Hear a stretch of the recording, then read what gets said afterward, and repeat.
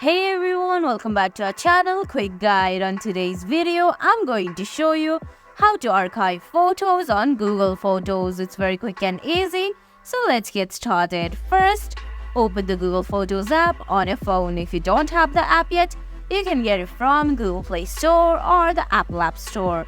Once you do that, launch the app and sign in with your Google account. Now on your screen, you're gonna find photos from your phone and photos that you've backed up.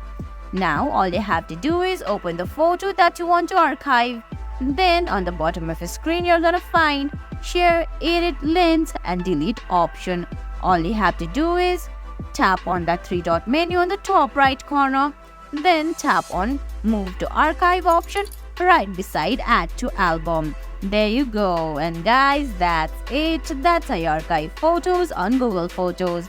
I hope you found this video helpful. If you did, please give it a thumbs up, leave a comment, subscribe to our channel and hit the bell icon. See you in the next video. Thanks for watching.